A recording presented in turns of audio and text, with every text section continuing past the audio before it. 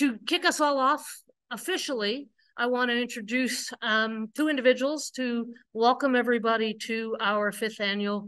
And I want to start by introducing and this is a change from last year's conference already, to be able to say the IWBC's CEO, Dr. Cat Williams. And so I'm going to introduce Cat Williams to you all to give us a welcome. And thank you. Wow, I sound like the voice of God coming through. Are we good?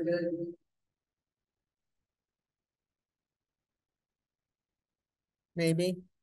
Can you guys hear me now? No.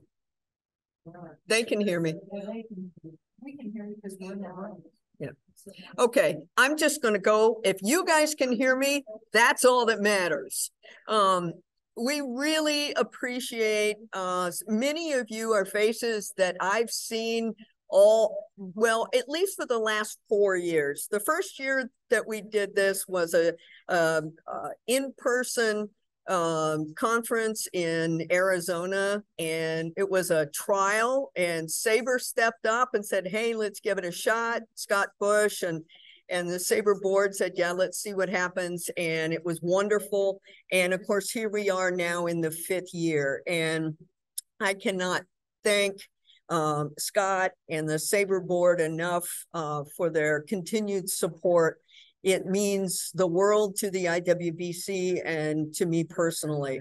And to all of you out there who continue year after year to support the IWBC, support SABR, and most importantly, support this Women in Baseball Conference. The only one, by the way.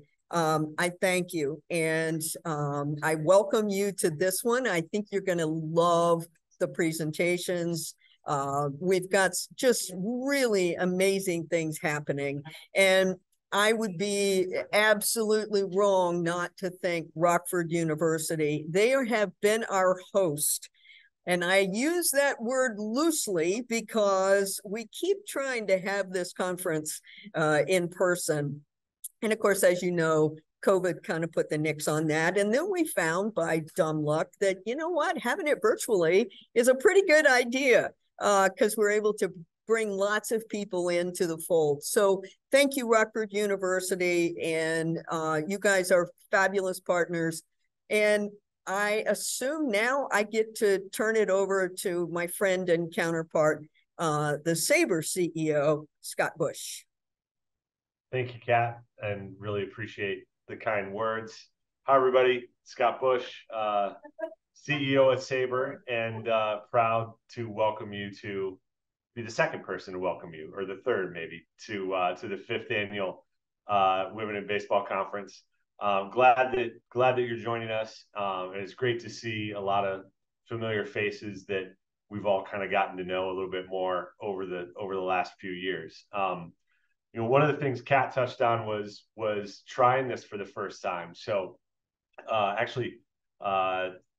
Sunday will be my 5th anniversary with SABR. So I'm sort of thinking anniversaries like that make you think about certain things and like, hey, how have we been doing, sort of a thing. And you think about what you've put in place and what you've tried to put in motion and things like that. And this conference is one of the things I'm really proud of.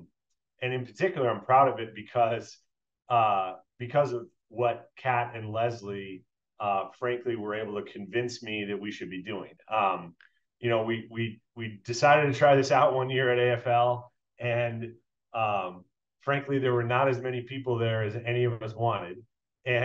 But we got to the end of it, and the 3 of us went out to lunch, and we kind of looked at each other. And we said, there should have been more people, but God, we all had so much fun. So let's figure out how we do this again and how we keep doing it after that. And it has not been a smooth road because of COVID and other things. But I think exactly the same way that Kat does. We have found a format that really works and serves the community of people that we are looking to serve with this event. and I'm grateful to everybody who wants to be a part of it.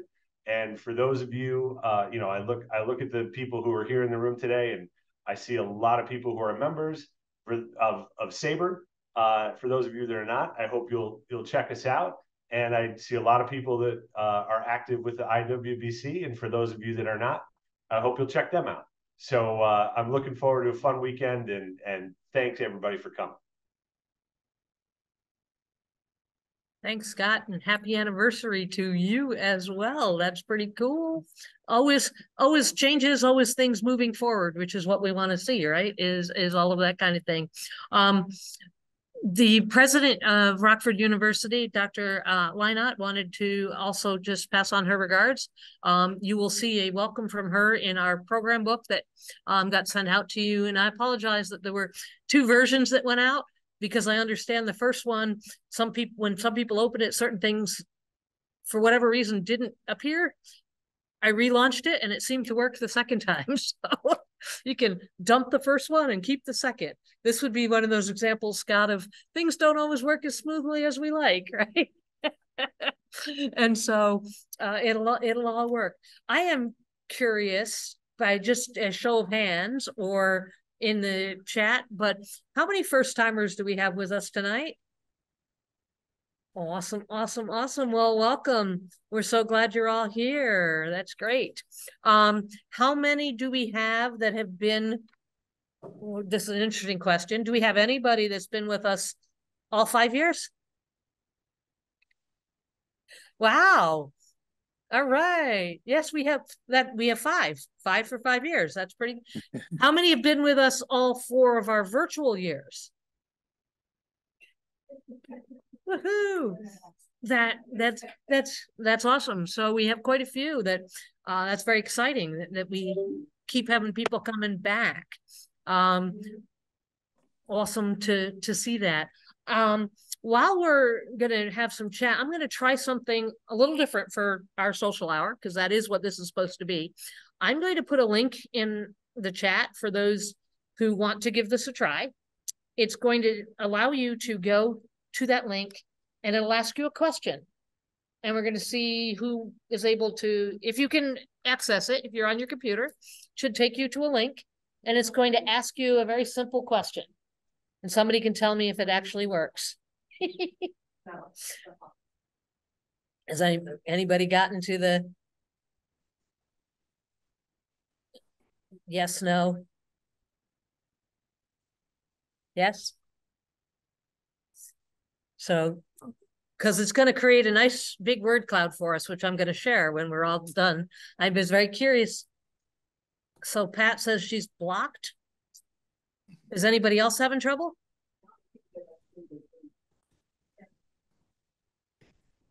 Worked for you. Okay. I was able to. Okay. So it's working. Just thought it would be the question that it's asking you, for those who can't do it, you could put yours in the chat. I asked, who's your favorite female baseball player? That was the simple question that anybody can answer. And we're getting I've got 20 responses already. So, oh, there's some more.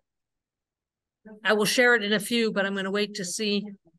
While it is being filled in, general question for anyone who wants to share.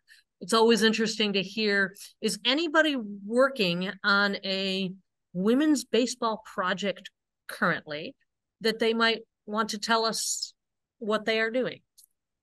Is there any current projects anyone's working on that anybody wants to share? I am not. Was that? Go ahead, Perry. You're muted, Perry, if you're trying to say anything. Okay. I just got the good news today that I believe this will be the 6th Boston Red Sox women's fantasy camp coming up in January. And they finally succumbed to popular demand and have expanded to 6 teams because the people that run the tournament wanted to keep it at 4. But finally, they just had to because it sells out every year and there's a waiting list. And so I was very gratified to hear from Donna Cohen that they were going ahead with it this coming January. So very excited about that. Perry, do you want to say a little bit about because maybe not everybody knows to what you are referring?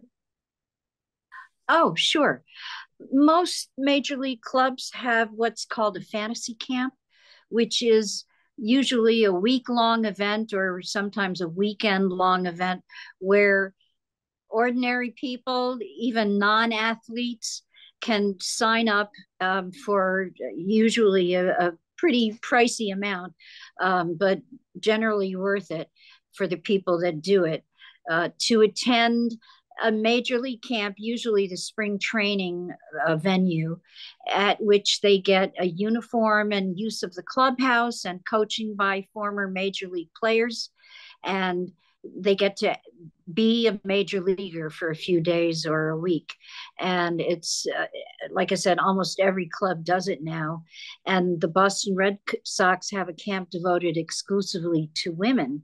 They've had a men's camp for a long time, but only 6 years ago did they start hosting women alone, because there were women that went, but they, were mixed in with the men. And finally, there were enough that they separated, and they loved that. The women love playing against and amongst each other. And most of us here know that, our goal is not to invade and overrun the baseball diamond and, effeminize it into, something that's unrecognizable, but, just to have the same opportunity to enjoy baseball and participate and help it grow by ourselves, without intruding or invading or anything like that. We're not an invasive species that's going to, knock out all the natural flora and fauna. So anyway, I just love it. And the coaches are wonderful. They've had Rico Petrocelli, and Lenny DiNardo is always a fan favorite. And Louis Tiant comes down. And, oh gosh, they've had Butch Hobson was there a couple of years. And just a really fun mix of people. And the women, some of them are really good. Oh my gosh, Jackie Reynolds was there one year, and she's really good. She just got signed up to coach in the Arizona Fall League, so she's got skills. And Absolutely. She was there one year, and and because there are a lot of players from the New England area that of course love the Red Sox. And that's the Billy sponsors an all-women's team called the New England Red Sox, and I think Jackie has played for them. So anyway, some of the women are very skilled. Some of the women have never even played and are completely inept, but it doesn't matter because it's not so much a heated competition as it is an opportunity to be with people that you care about and love to have fun with and love to hang with, and to be with people that you idolized when you were younger. And so that's what fantasy camp is all about. And Thanks, for the Barry. Umpires that worked out, we feel the same way about it. And I've worked fantasy camps for most of the major league teams at this point, but the ones I love the best are the Mets and the Red Sox. You know why I love the Mets, yeah. Of course. And the Mets camp is usually that used to be in January too, but they moved it back to November. So if anybody's interested in that one, you might want to. Yeah. So, but anyway, so that's what's going on with the Red Sox. And I'm also working on the second of the All-American Girls Classic coming up in Sarasota that Sousa Pay of the AAGPBL has been running and operating the last couple of years, and working real miracles, putting together and getting all the players together, because she gets really some of the top players in the country all together in Sarasota to play at the Baltimore Orioles spring training camp. And last year it didn't get a lot of publicity, but I think it's going to work out a little bit better this year. And we're getting a little more press and hopefully a few more fannies in the seats, because who doesn't want to be in Florida in November? Hurricane season is over, so yeah, I was going to say Florida in November is not bad, Perry. Yeah, yeah, or the January, August, or yeah, exactly. Yeah. So, all right. Yeah. Thanks, Perry.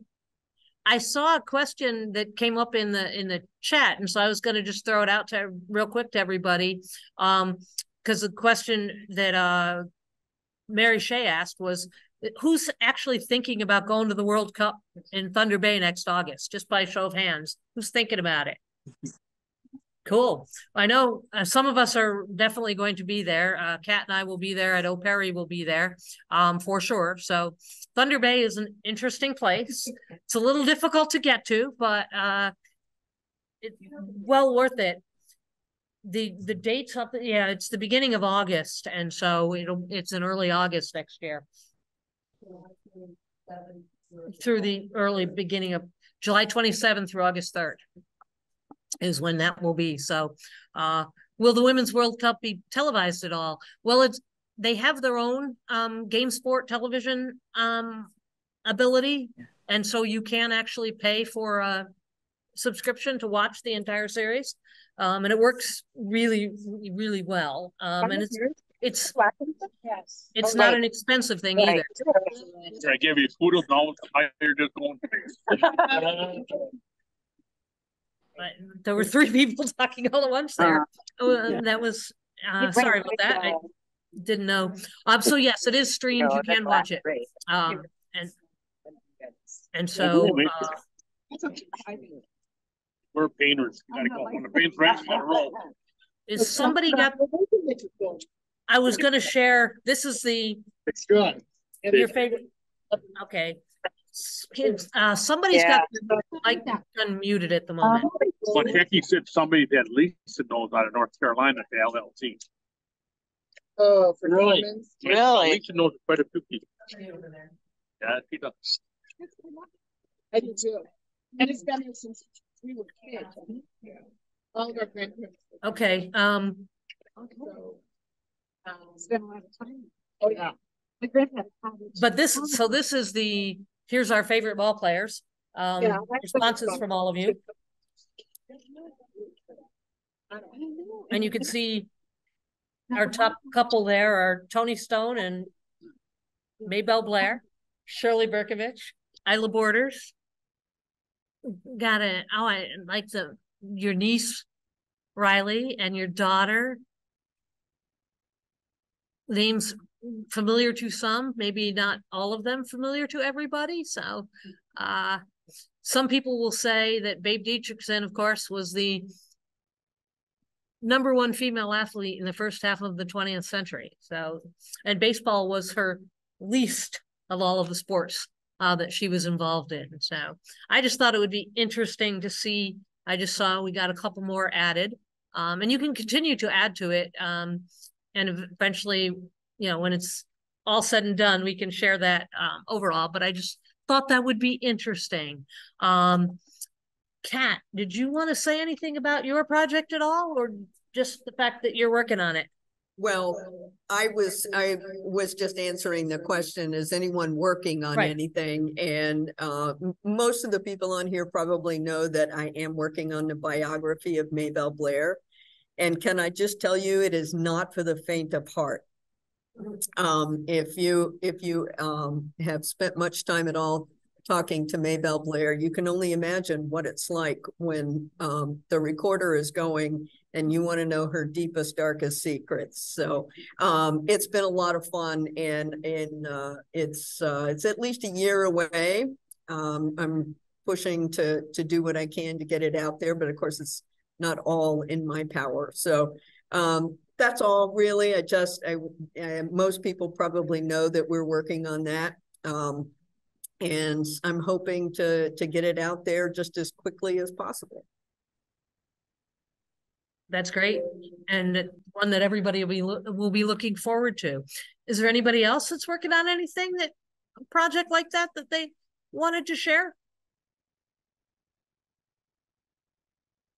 We're going to hear from Melissa tomorrow night, so we know what she's, but go ahead, Melissa. Well, Leslie, I'll just mention very quickly in the context of us having this conversation, that I have been working for, it's almost a dozen years. I find it hard to believe it took me this long, but it did.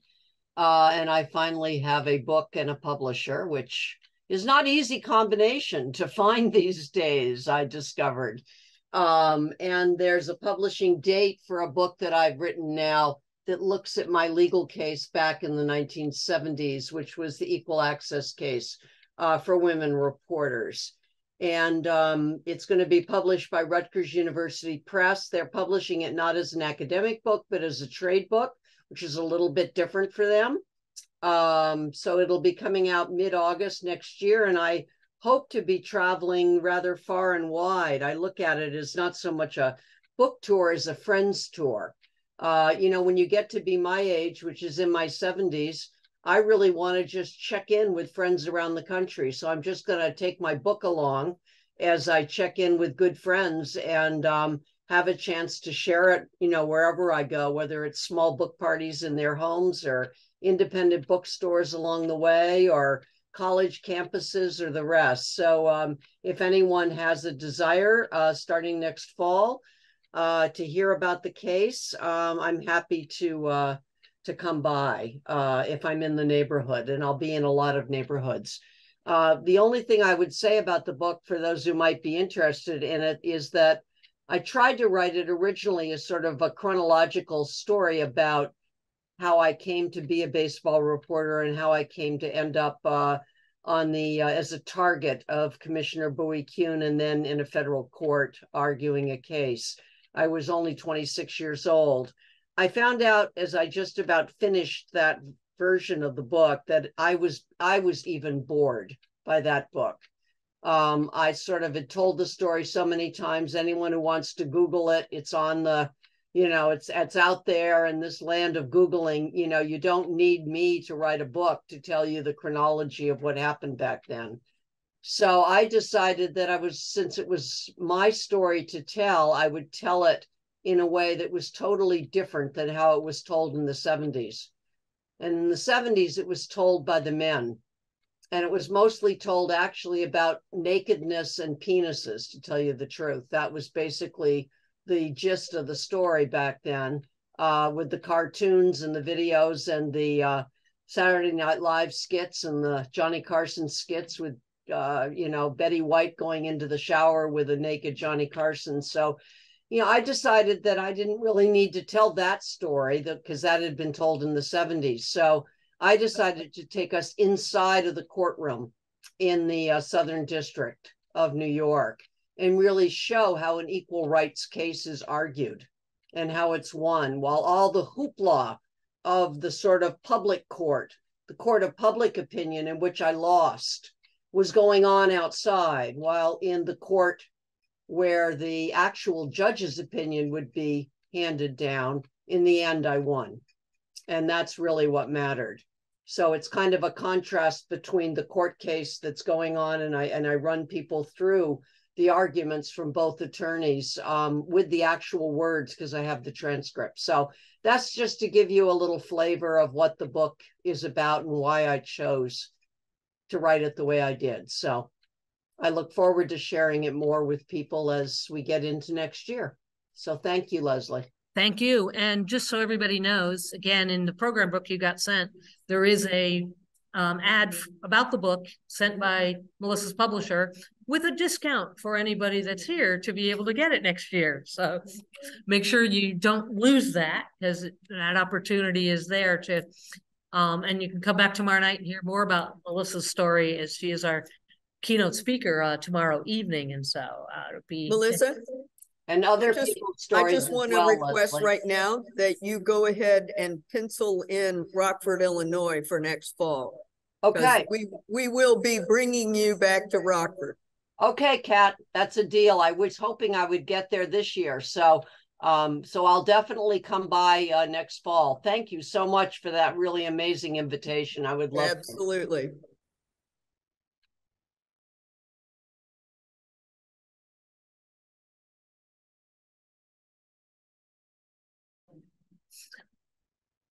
So that's great. Yeah. And like I said, the ad is in there. Anybody else working on something that you want us to know about? Yes, I'll go next. I have submitted an article to the Journal of Canadian Baseball. It's going to be published around November 1st. And I wrote an article on the Rockford Peaches and the many Canadian connections.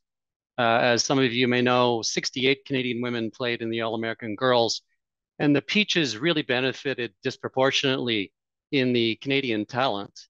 And I focused the article on the period of 1948 to 1950, where they had back-to-back-to-back All-American Girl Championships. And I showed how three key Canadian women were key contributors to those playoff championships. The three women were Eleanor Callow, who's sometimes referred to as the Babe Ruth of the All-American Girls.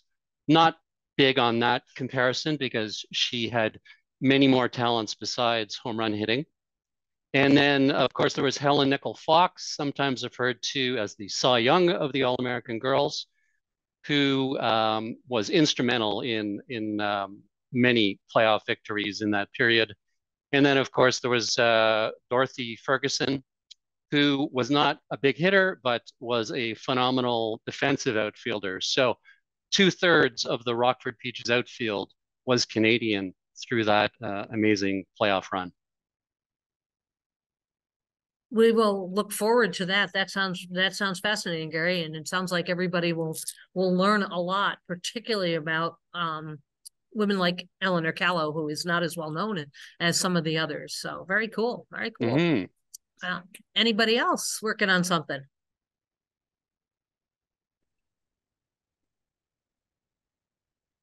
I'll just say that I am super excited to be here, but I have to leave because I'm going to play baseball. So. Oh, awesome. Who are you playing baseball with? I play in a men's league. We're called the Halifax Mets.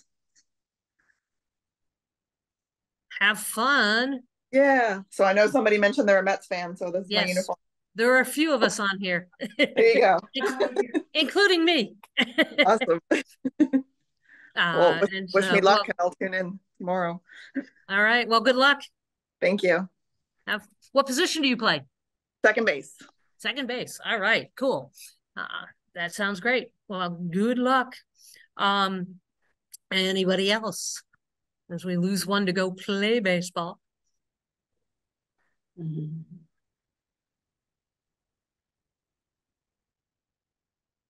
So, well, go ahead, Donna. Sorry, didn't see that. I was going to say, that's okay. That's okay. I kind of hesitated because I didn't want to cut you off.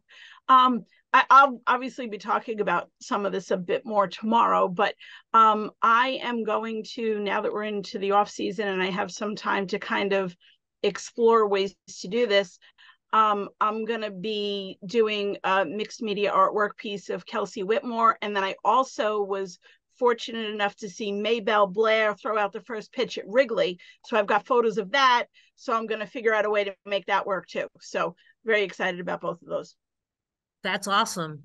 And again, if the program book didn't come through to a few of you, maybe because of its size. So we're working on that as well. But some of Donna's photography of Katie is in there, or of Kelsey, sorry, is in there as well. So you'll get a chance to check some of that out because she very kindly shared some of her, all the different kinds of things that you work on, Donna. So very cool. Yeah, I threw just a trivia question in the chat, and yes, Kate was the first one to jump in on that one. No surprise there. Newark Eagles, of course, Effa Manley's team, one of the teams that she was involved with. And Perry is right, co-owned with her husband, Abe. Absolutely. Though much of the real work was done. It was emailed out, Maureen, this afternoon. Yeah. And you may have you can ignore the first email is what I told people, because it didn't work for some, and you can just click on the program in the second one. It's just one of those fun technical difficulties that happens all the time. So anybody else working on anything? Yeah, go ahead, Jay. Hi, everybody. Yeah, I'm continuing to work on Lizzie Murphy, who played baseball exclusively on men's teams in the early 1900s. She's from Warren, Rhode Island. I live in Bristol, Rhode Island. And I continue to try to find more information, but it's been difficult. One of the local newspapers, though, has just been digitized and is available in the Warren Public Library. So I hope that that's going to help. I have trouble finding family members and that kind of thing. But yeah, I'm just continuing. I'm always sidetracked into some other projects. But I hope that can turn into a book at some point when I get all the information. And I'm speaking up because I just need to kind of have people say, what's your delay there, buddy? Just just get to work. So thank you very much. Oh yeah, no, good. And there again, another both articles and that would be a great book, Jay, because there's a whole lot there. If you're not familiar with Lizzie Murphy's story, Jay has certainly written a good deal about that. Yeah, the trivia. Oh, thanks, Perry. I put another trivia question in. I went a little harder this time because, I want to lull you with the first one. They won't be as hard as the ones that Bruce Brown can do at the SABR conventions, but that's all right. But you can't Google it. I'm going to put y'all on your honor that you're just going to try to figure these out, right? Because you could probably all Google it. Anybody else working on something? I just want to throw in a plug that I'm going to have Donna Muscarella on a virtual SABR meeting with the Milwaukee chapter on November 29th. So you can check out the SABR calendar and register. And she's going to do a presentation on Hinchcliffe and talk about her artwork. So if you don't get enough of Donna tomorrow, you can check her out on November 29th. I'm very excited to have her. So I attended a game with Donna at Hinchcliffe this past summer, and it was very, very Say fun. it again. At where? I'm sorry? Hinchcliffe Stadium. Hinchcliffe. Say so it again. Hinchcliffe. Yeah.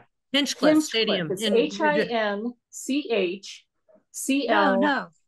Oh. There's no C after the Hinch. It's Hinchcliffe, isn't it? I think it's Hinchcliffe. Donna, no, it's Hinchcliffe. It's Hinchcliffe. There's only one. But there's no. I've been mispronouncing it's Hinchcliffe Stadium. I made that mistake the first 3 or 4 years I knew about that place. I thought of it as Hinchcliffe because New Jersey is full of places with cliffs. So, it seems it's to fit. Hinchcliffe. But it's Hinchcliffe. Hinchcliffe. People make the mistake all the time. Yeah. No, thank you for correcting me. I've been mispronouncing it. My pleasure. I'm a very annoying corrector. So. And Mary, anyway, you said I highly recommend going there. So, you said it was November 29th? So November 29th. Okay, because a couple people asked in the chat, just to clarify. Fabulous. Yeah. Yep. It's in the SABR events calendar. Right. And so you can register through that. It's through the Milwaukee chapter, but of course everybody is invited to attend. Sure. So. And a great reminder that SABR has a wonderful events calendar that you can check out all the time and see what's happening, because there's always something happening. Speaking of that, Scott, something happened in Cool SABR. Did you want to say anything about the event on Tuesday night for newcomer, the SABR scholars? We should have Scott Carter or Jessica Smith. Okay. I didn't see Jessica. That's why I was like, yeah. So. Yeah. Hi, everyone. So next Tuesday night, we'll be having our first SABR Scholar session, which is a virtual session dedicated just for SABR student and young professional members. And it'll be hosted by Tyrone Brooks from Major League Baseball. And his guest will be Katie Krall, formerly of the Reds, now with Hawkeye Innovations. and we'll just be talking about career development, pathways to breaking into the industry, talk about SABR membership and what SABR can do for younger members and help them in their careers. So we're very excited to get that off the ground. Great opportunity. So Kate had put in an attempted answer. She asked if it was Ruth Hartman to the question I asked. And the answer I'm going to tell you is got to go earlier than that and see if I went back early in time. And while you're thinking about that one, I just threw maybe another one in there and we'll see if anybody knows the answer. I'll give it to you eventually, but we're going to see. First female assistant GM. Got any takers on that one? It was not Jean Afterman, actually, which is the answer I was expecting, Donna. That's always the first person that, well, yes, Perry, that is the answer to the first question. It is Lizzie Arlington. That was correct. So Perry, and then Ryan came in right after Perry. So Perry and Ryan came in with the answers on that one. And yes, Perry, it would, once again, Perry, it would be Elaine Weddington Stewart. And so Elaine Weddington, of course, came in as the very first assistant GM with, and Perry, you can't answer this since you answered the first part, with what team?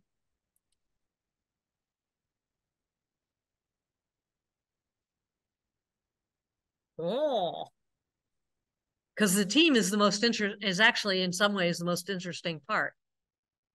I think it will surprise most people.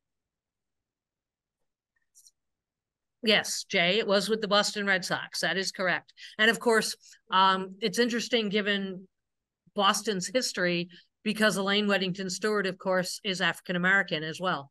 And so that makes, given Boston, and she comes in 1988 as her first experience with, and she's been with the Red Sox ever since. And most people are not aware of that. She's had a number of different roles since that assistant GM role, but that is an opportunity. That is, she's been there now, so I don't do math. 35 years. Yeah, this was her 35th year with the Red Sox this year. So anybody, so flip this question a little bit because I'm very curious. If anybody is working on something where you are looking for help, that you have a question for a project that you're wondering about, because this is obviously a good group to ask that question to. Everybody's got all their answers. While you're thinking about that, Scott Bush does have something else he wants to plug, so I'm going to turn it over to Scott and let him do that. And this isn't a SABR project or a Scott project in any way. But for those of you that have Netflix, film came out 2 weeks ago now, featuring a friend of mine, Mike Beck. It's called The Saint of Second Chances. There's some good. It's mostly about Mike's life, but there's some really good moments in there about Isla Borders, and most of the third act is about Mike's relationship with his daughter Rebecca, who passed away at the age of 27, and no doubt would be somewhere in a minor league front office somewhere right now, if not. So definitely worth a watch when you're in the right frame of mind. Great. And you said that's Netflix. That's right. Okay. Awesome. Thanks. So while people are thinking, I was just going to mention, I had hoped to actually have it done by now, but this won't surprise anybody. I'm a little behind. But the project I'm currently working on, and it's a book project that is a little overdue, but it'll get done before the end of the year. And then is on actually Black women in baseball, from the 19th century all the way up to the present, and so in all aspects. So not just players, but owners, writers, the whole gamut. And so that's what I am currently working on. And so as I said, a little bit behind, but we'll get there. Thanks, Scott, for the title on that. Anybody else with question or project? that they're working on, that you want people to be aware of? Not seeing any. This isn't my project, but I saw an announcement earlier tonight, something that I think we could probably very easily all help with, and I hope I get this right because I'm doing this off the cuff. There was a new SABR Preservation Committee announcement that I saw on Twitter. Yep. So they're just like looking for everybody's favorite websites, favorite research resources or whatever. And there's I'm sure, I don't know, there's an email address to send it all to, but I think we could all very easily contribute to that. So yeah. And funny you should mention that, because I happen to be on the committee. Oh, well, there you and go. So there you go. But no, it's a good, and so we are certainly looking, what we want to be able to do is to create a place in part where people can come to one place and find information about all the baseball resources that are out there, because we know people know some and other people know some, and so trying to put some of these things together. But the second part of that word is also the preservation piece, and making sure that, and so we're and we do have an email, and it is saberpreservation.org. No, that's not right. It's something like that. I don't remember off the top of my head now, because that didn't sound right.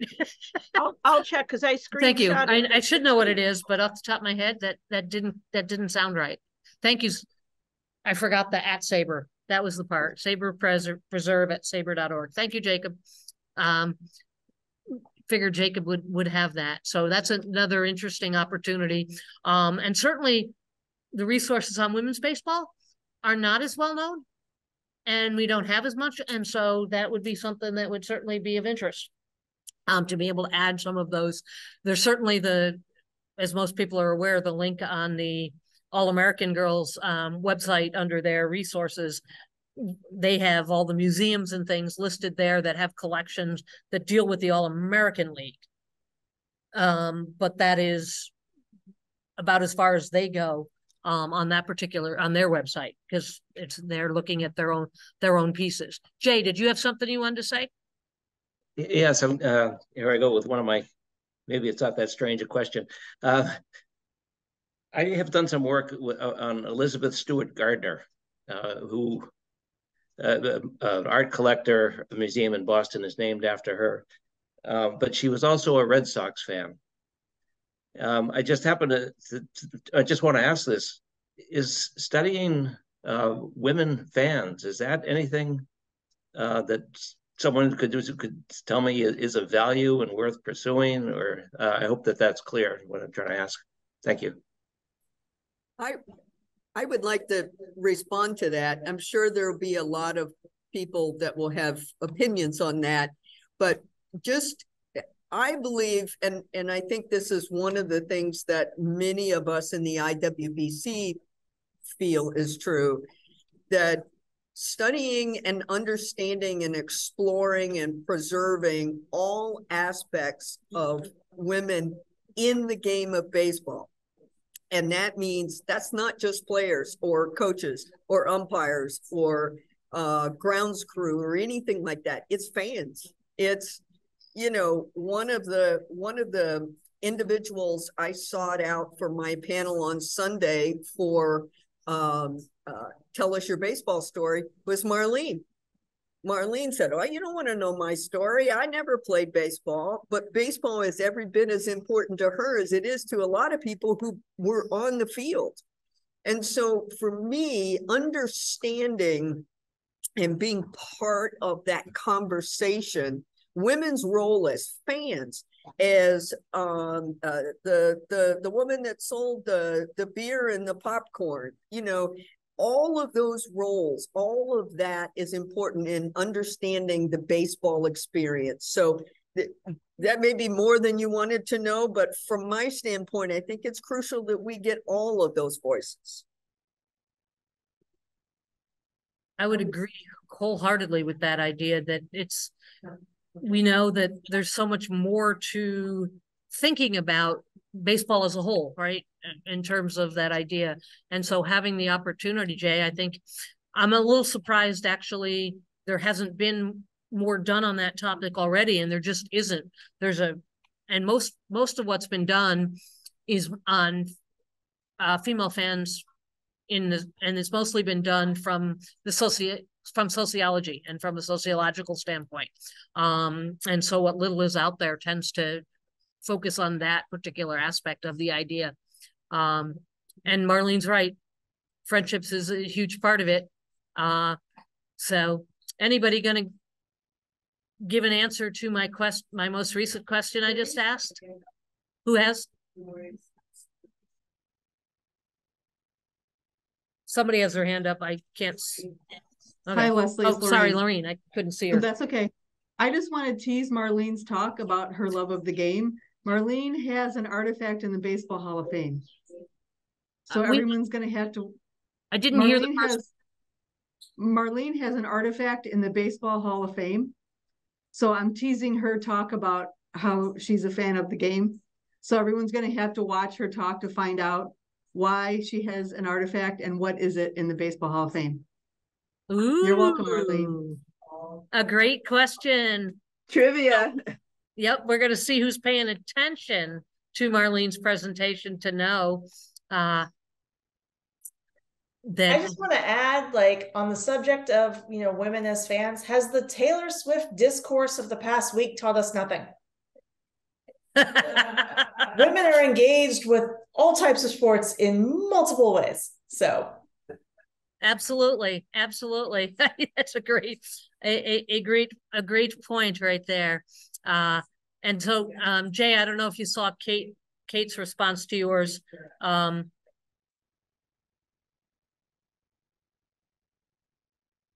That she's been working on something along those lines as well. So maybe one day we all have projects that are those one day. I didn't see anybody hazard an answer to my trivia question. No takers? Oh, Donna said 23. I will say you can go higher. I asked how many countries have some form of. Oh, Maureen. So we're going to go somewhere in between those numbers. 48, we're going to come down just a little bit from that one. We're getting closer. We got lots of 42s. Kat is almost right because we've added. So Kat was close. Nope, we're going to go higher than Kat. This is what I do with my students all the time. So sorry. There you go. Jude got it. It is 37 is what we currently have identified as the number of countries. And there's constantly, that number changes as some, sadly, they stop playing and others add to, but currently we're at 37 different countries that have some part of, and the key part of that was organized, right? Recognizing that, everybody plays in their backyards and with their friends and things like that, but thinking about it from the organized standpoint. So the question is, any in Africa?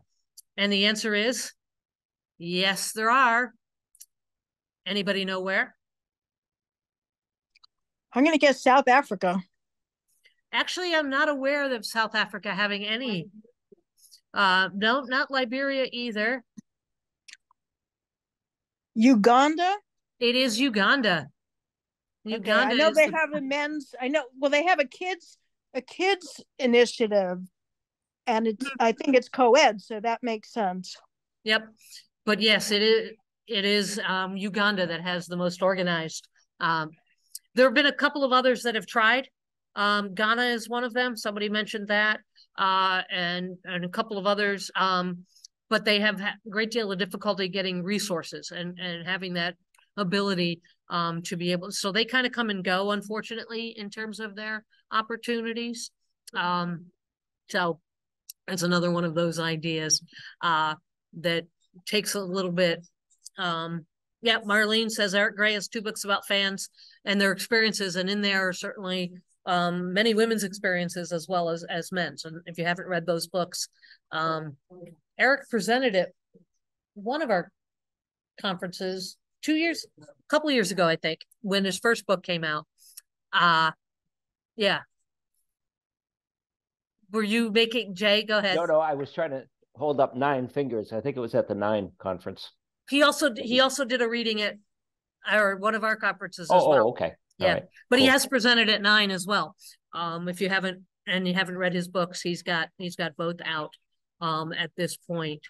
So here's a question, because I'm curious now, because we know that Jen was going to play baseball tonight. How many of you have played not softball, but baseball at some point in your life?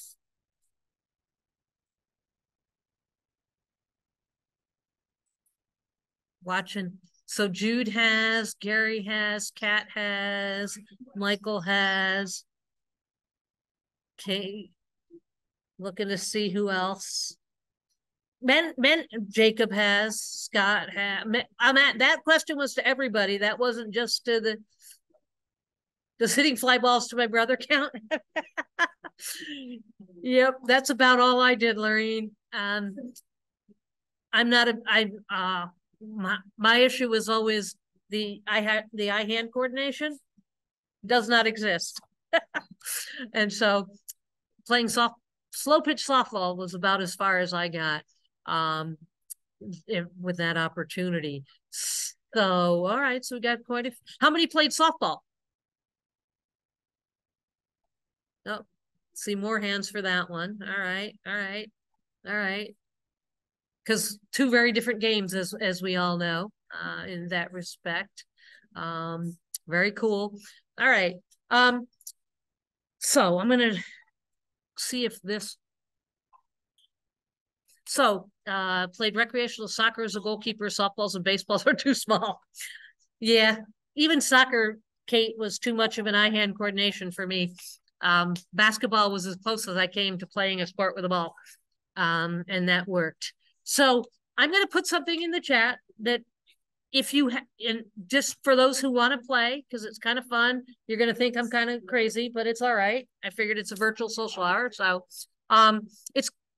you can either use this when you see the link here in a moment on your computer, but it also works even better on your phone if you have a smartphone. It is a very simple app that you can download, or you can go to your computer, and this is the link. And I don't know if anybody's played it. I see some heads nodding. My students love it. It's a great trivia opportunity. And I put together a really small fun for those who want to play. And the rest of you can watch. But if you're not going to play, you can't give away the answers. So yes, so you go to the Kahoot.it is the, it's easiest to do it on your phone. And yes, of course you can play. And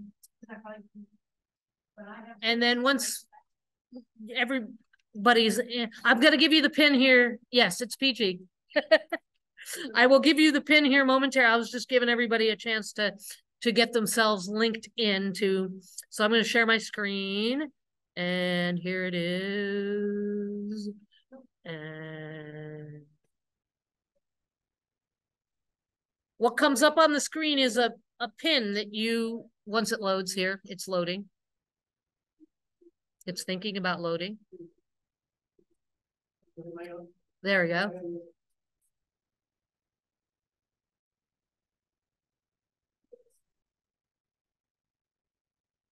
We could actually have 2,000 people playing. We don't have 2,000 people, but you can make up a name. You can put your own name in there. It doesn't matter, but you just type in that, or you can use the QR code that comes up if you're using your phone as well. There's a QR code. Oh, somebody's in. Yay. My favorite part when I do this with my students, they love, are the little creatures you can pick as your... Gee, go Cubs. That would be Kathy Headley.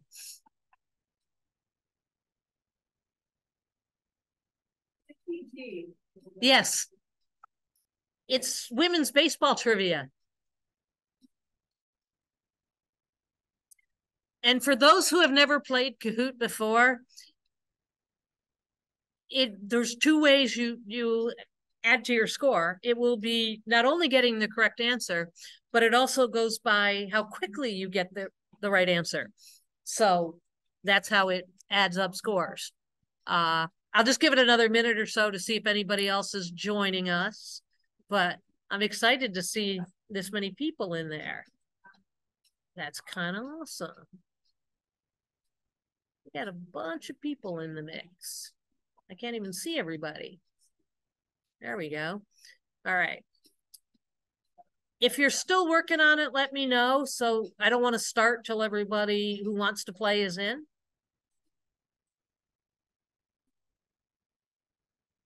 Is anybody still working on it?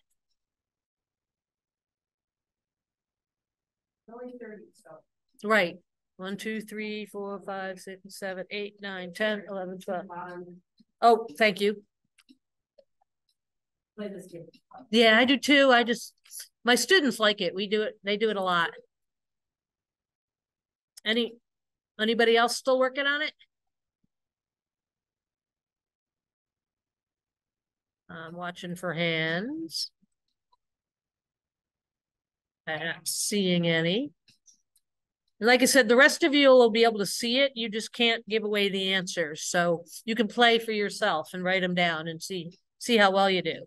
We're going to find out who the competitive ones in the group are too when we do this. All right, if we're ready, I'm going to start. And there's a time limit on each question. So it is, so here you go. There are 10 questions. We do one at a time.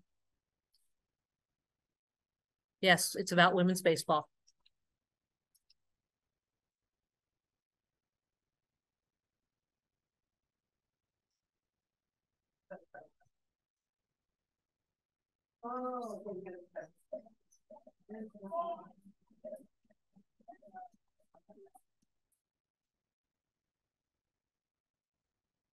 They don't see you're on the phone, they don't see the question.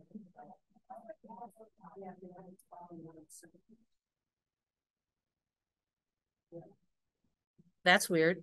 Yeah. Okay. I did that one for you, Melissa. Oh, Marlene. Thanks, Leslie. No problem. Too bad I'm not playing. I would have gotten that one. You would have got that one right. All right. Yeah. All right. So here we go with the next one.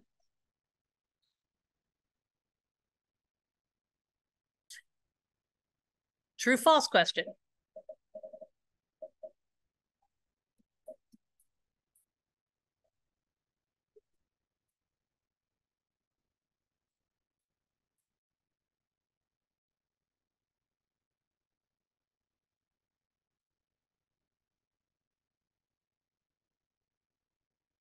Very good. They are, of course, an African-American team from 1883. How'd we do? Oh, look at Marlene staying in the lead. Oh, Scott is right there behind her. Oh, Go Cubs is now on the list and Ryan is there. All right, here we go. Number 3.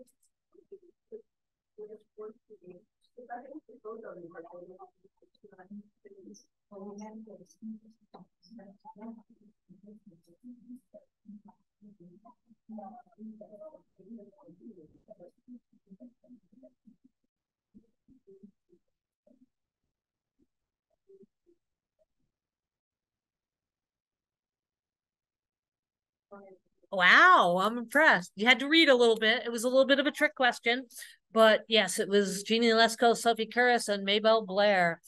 On the first one, of course, Lizzie Murphy and Toni Stone did not. Effa Manley did not, and Ella Harris did not. So they all were involved in baseball, but not. Oh, look at that. Scott climbed into the lead. Ryan overtook the Go Cubs. You can't see Kathy's reaction to that, Ryan, but it's okay. Number 4.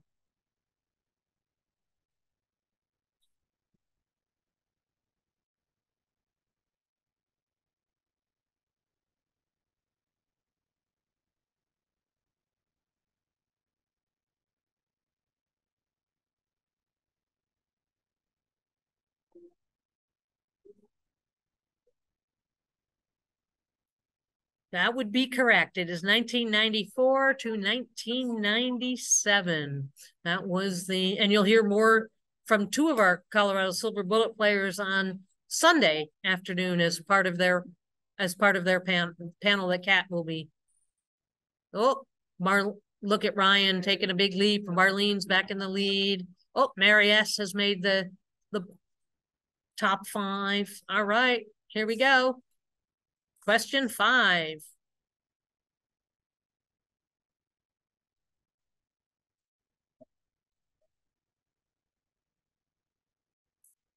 This is one of my favorite baseball pictures, those group of kids.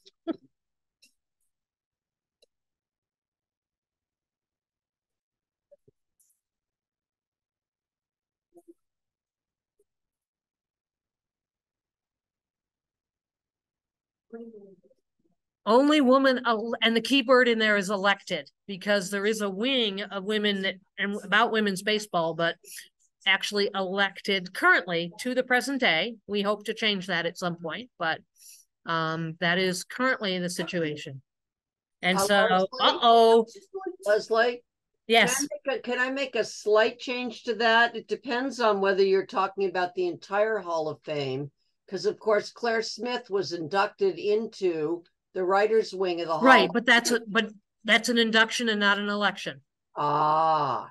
And so that you're absolutely correct. She is. That's why I used the word elected. Got it. You are absolutely correct. That was a trick. I do that sometimes. I tell my students they have to read. But you are absolutely correct.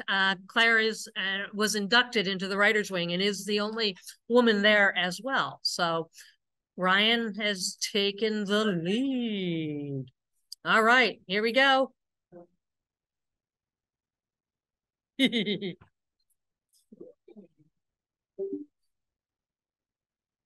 They give you a little more time on this one.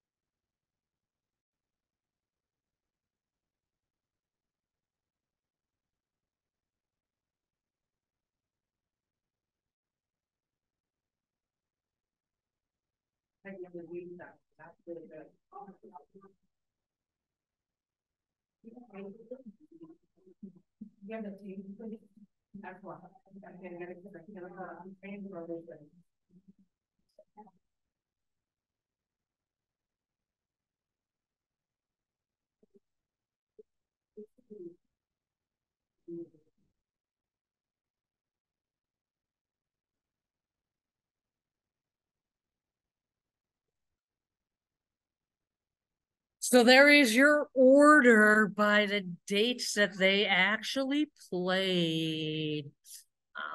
And you'll get to hear from Tamara Holmes tomorrow. Tomorrow's Saturday, yes. So let's see how we did. Oh, Marlene is back in the lead again, and Lauren's on her way up. Mary stayed on, and Scott's still there, but our Go Cubs. Sorry. All right, so here's question 7.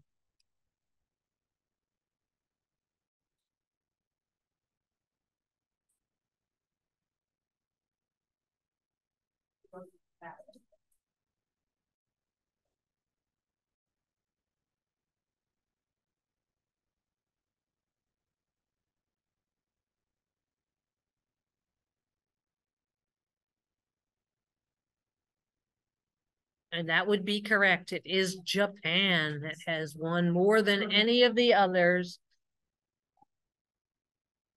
So what happened?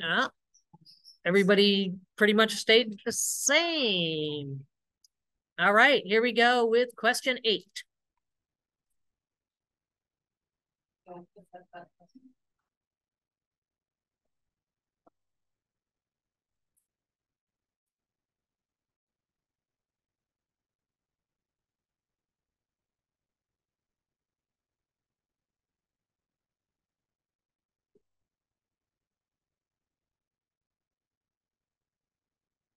And that would be correct. They are well, two of the others are winners. One is who it's named for, but Perry was the inaugural winner of the Dorothy Award. So, oh, there we go. Oh, we got a new person on the Spunky has joined the group. Is that? Oh, all right. Question 9.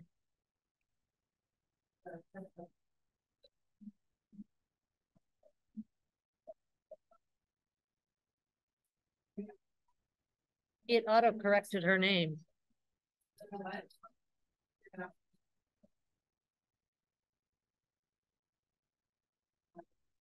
Yeah, I don't know. It auto-corrected her name. It's Kelsey Whitmore. Sorry about that. I didn't even realize it did that. You should all get a point for that one. Sorry. But 10 of you did know regardless, so I'm assuming you got that one right, Donna, right? Marlene is still in the lead, and here we are. Last question.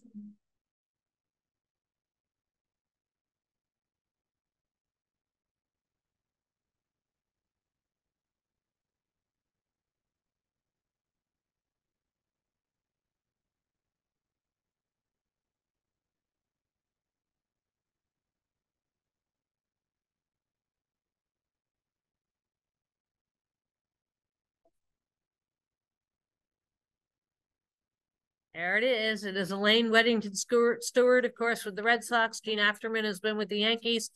Kim Ang with a number of teams, and of course is the first GM. And Gene Yockey was an owner, not a GM. So that was your. So here we get to see how this turned out. We have our own podium.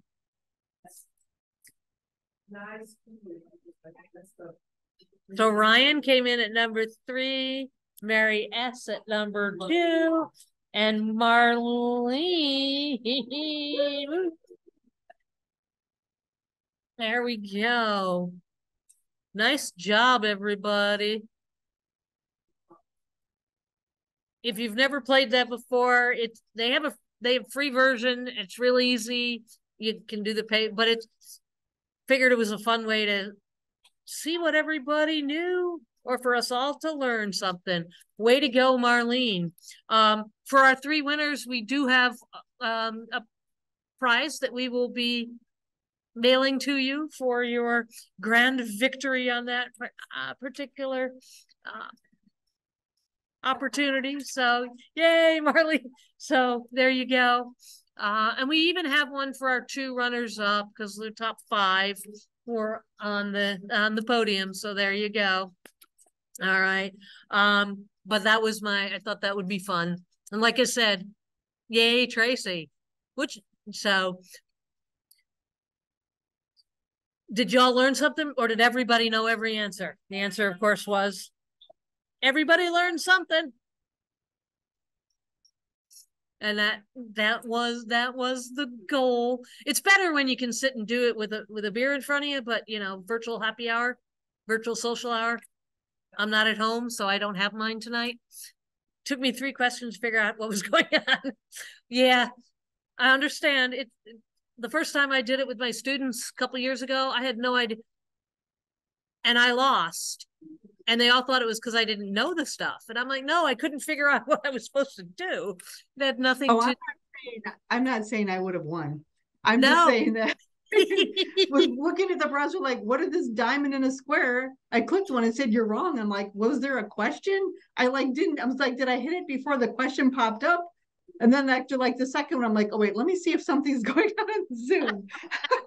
That's awesome. That's awesome. And speaking of learning things, I just wanted to make a comment that will be important for the next couple of days. While presentations and our chats are going on, things like that, Lorene will be creating a bibliography of books that are mentioned, things like that.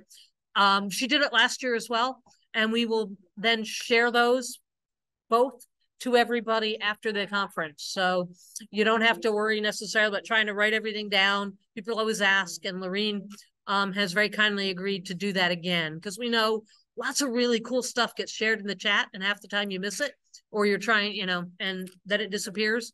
and you don't know what's happening. So we want to make sure that everybody gets a chance to do that. Also wanted to mention to you that at one point we had mentioned, we thought we were going to have a short documentary film to watch tonight. And Marlene, do you want to mention a little bit about that, the film and the filmmaker? Just so people, if they want to check it out.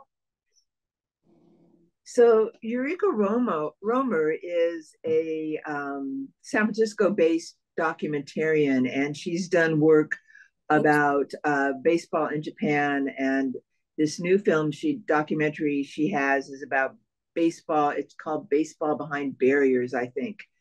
And you could Google her, and maybe Lorene, if you could Google her quickly. And the other one is called Diamond Diplomacy. So I think she would be a good person to take a look at. I'm hoping that our local SABR chapter will be able to host her, and then I'll post that out, and maybe we can view one of those documentaries online together.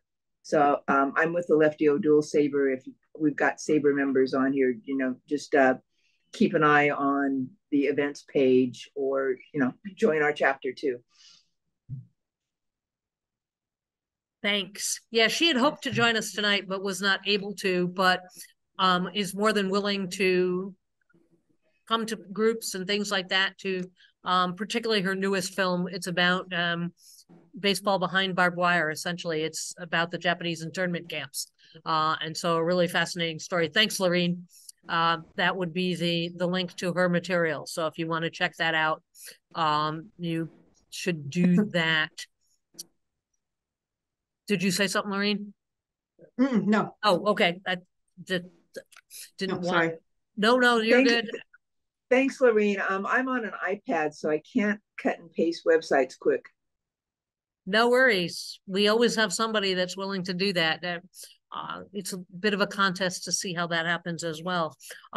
So we're coming up pretty close to the 8 o'clock hour, which is where, 7 o'clock hour here where I am. I'm still speaking because my computer says 8 o'clock. So I know I'm even more confused by the time because I'm actually in Central Time right now. So I apologize, but we are coming up on the 8 o'clock hour. We will be kicking off tomorrow morning. If it's Central Time, 10 o'clock Eastern, 9 o'clock Central, and Marlene, for you, that's 7 o'clock. There you go. At the crack of dawn, 7 a.m. How many Californians do we have?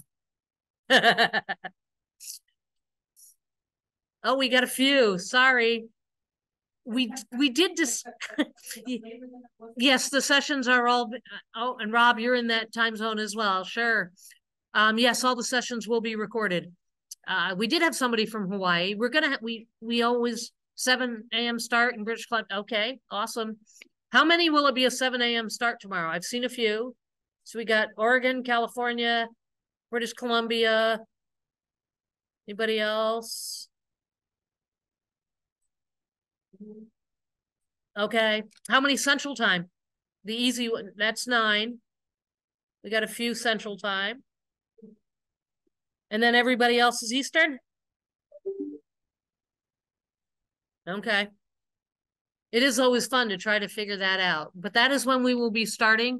And we will jump right in, but as was pointed out, the good question, we will record all the sessions, and those will later be put up on the SABR website. Announcement will go out on the SABR YouTube so that you can watch any that you may have missed or any that you want to go back and listen to, because there'll be lots of great things being shared over the next 2 days.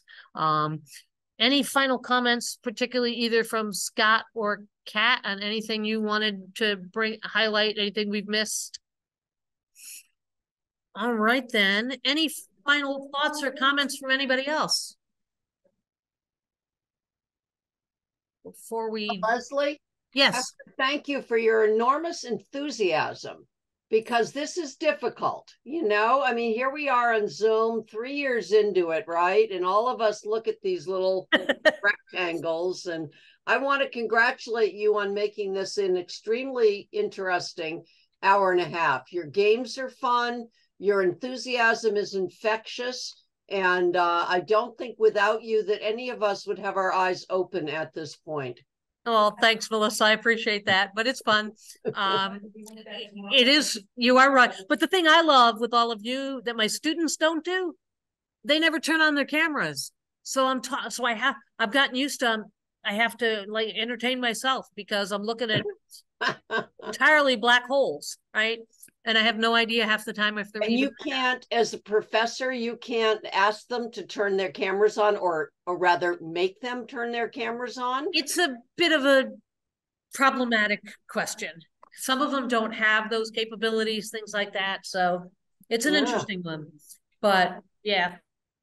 That is really also some interesting studies going into when students have almost all of their classes virtually, that the type of like exhaustion that they experience from being on screens all the time. It's a real, I found it a very interesting question as things have proceeded. Yep. Well, thanks everybody. We appreciate all your participation. Doesn't work if you guys don't participate. Otherwise, you're just looking at me making, you know. And so I appreciate it. And it works. So do they have studies of the professors who teach only online? Yes. Yeah. And what do they say? What does that show? Oh, lots of interesting things about us.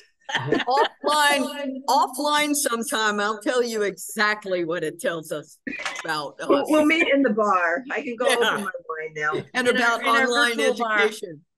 Yeah. Bye. All right, everybody.